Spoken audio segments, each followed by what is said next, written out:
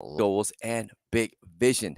In this episode, I want to talk about 5 habits that procrastinators use to help them overcome procrastination. So let's just jump into it. Look, start before you feel that you're ready. The number one trap that a lot of people do, and it can cost them years of your life just waiting until you're ready to start with a big goal or a project, right? Whether you want to start a business, you want to write a book, or you want to make a huge career change, you know what? You'll never truly feel 100% ready. The time will never be just right. See, if you keep on waiting until the perfect time, then you're going to end up waiting for a very, very long time. You know what I mean? I think a very intelligent gentleman said this. He said, the amateur believes that he must first overcome his fear and then he can do his work. The professional knows that fear can never be overcome. He knows that there's no such thing as a fearless warrior or a dread free artist. You will always have fear, right? Don't wait until fear, doubt, or uncertainty is gone because honestly, there will never be, right? You have to act in, despite the fears and the doubt, no matter what. See, true courage is not the absence of fear, it's deciding to act in spite of your fears.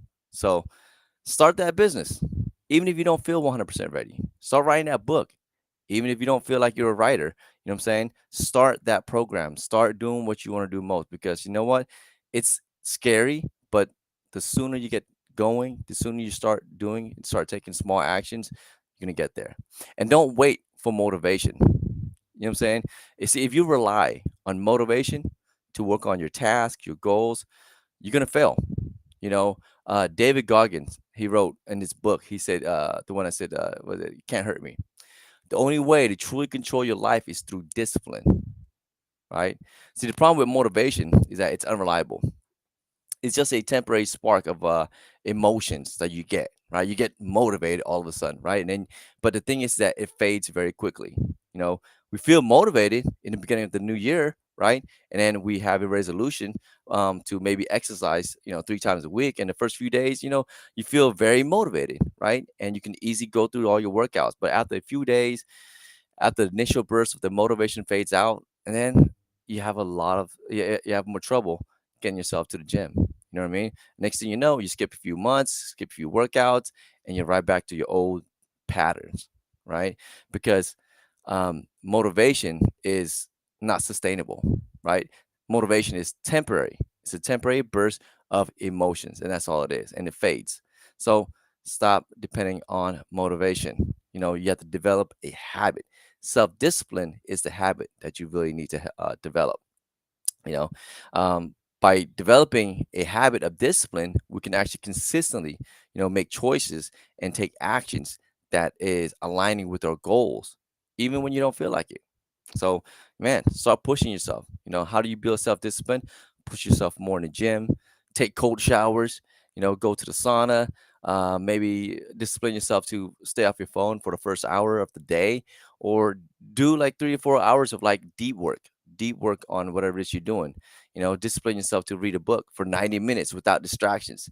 That is so hard to do, even for me. You do one hard thing each day to train your self-discipline, and the stronger your self-discipline muscles are, the better results in life that you'll get.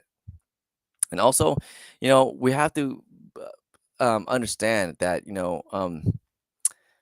have to always be consistently evaluating and reflecting and meditating on yourself, right? Don't like behave as if you're destined to live forever. See, death hangs over you while you live, while it is in your power to be good now. Be good now. You know what I'm saying? Meditate, right? You have to just, man, get out there and do what you need to do. Just know that, one day we're all going to die, right? So make the most of it. Stop wasting time. And when you do that and reflect, so pain plus reflection equals progress, right? Life is just way too short. It's too short to just stare at like a screen for like 10 plus hours a day. It's too short to just spend your days being grumpy, upset, and just, not experiencing the joy of life. You have to go out there and do it. Make it happen, you know, and let's the small actions turn into big actions, right? Inaction breeds doubt and fear, and but action breeds confidence and courage. So even like the smallest actions can turn into big actions. Why? The power of momentum. Like if you don't feel like going to the gym, just start by just packing your workout clothes and putting on some type of music, high energy, get it going, right? Even if you don't feel like, doing 90 minutes of like deep work, just say, you know what? I'm gonna clean my workspace for just 15 minutes or just do something for 15 minutes and then see what happens. You know, even if you don't feel like starting that big task that you've been procrastinating on, just little actions will spark momentum, and that momentum will create bigger actions, right? If you want to conquer fear, don't sit at home and think about it. Go out there and get busy.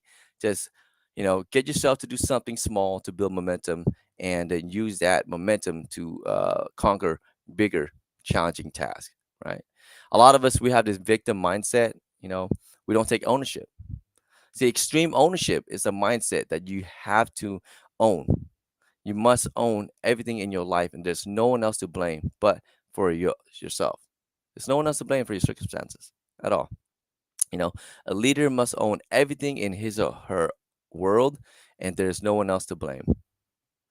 A lot of people, they find it very difficult to take extreme ownership because they're used to blaming other people for the circumstance. They blame their boss, their parents, they blame society, they blame Wall Street, they blame everyone else except for themselves, right? But taking 100% ownership of their lives, of your life, you know uh, you will get out of that victim mentality. And this is what's going on. But if you see yourself as a victim of other people's choice, then you're completely giving them the power, right? You're giving them the power, and that's what you don't want to do. Okay, so you can change your reality if you actually start accepting full responsibility and take complete ownership of your life. You have to. Look, if you're broke, accept full responsibility. If you're in bad shape, accept full responsibility. If you're stuck in a low paying job, accept full responsibility. If you're not happy with your overall life, accept full responsibility. The moment you accept full responsibility for your life, you start regaining more personal power, and you put yourself back in the driver's seat of your life. You know, I know, guys, this is a quick little big talk live. Big ideas, big goals, big vision. Something I definitely wanted to share with you as well while we're here is something to pray upon. Check this out. Daily bread. Be grateful. Be grateful for your friendship. Be grateful for food, for family, for the job, for the things that you have already in place. You know what I'm saying? You know, thank you, God, for our daily bread. Be grateful, because what that does, it gives you a attitude of gratitude. Okay. Um, Forgive as, man, thank, be thankful for having forgiveness. Be thankful that you're forgiven, right? God is generous. He forgives you. So you have to find the strength to forgive others, even when they hurt you or offend you. And this is super important, because when you hold grudges, you get upset, and you play this victim mentality, and you're not forgiving. Guess what, man? It's just gonna hold you back. You're blocking your own blessings. So forgive. Lead us not into temptations. Feed your focus, starve your distractions, right? You need to pray about it, and also have strength to overcome your temptations. Temptations will come all the time. It'll never stop, and you have to just be strong during that very moment. Okay, so this is some quick tips, something for you guys to just consider, to pray about. I hope you guys enjoyed this episode. This is Big Talk Live, and where we talk about big ideas, big goals, and big vision. And this is this episode. I'll see you guys next one. If you're watching the replay, put hashtag replay. And if you're watching this live, do me a favor, put the fire emoji and the eagle emoji. That's the firebird. You know what I'm saying? And you can also, tune in for the next one too as well. Usually I try to go like 3-4 times a week and on this live. So, but yeah, let me know what you guys think about this, and leave some comments below. We'd love to see your reaction to it, and I'll be sure to respond back to you guys too as well. All right, till then, I'll see you a little bit later. Yay!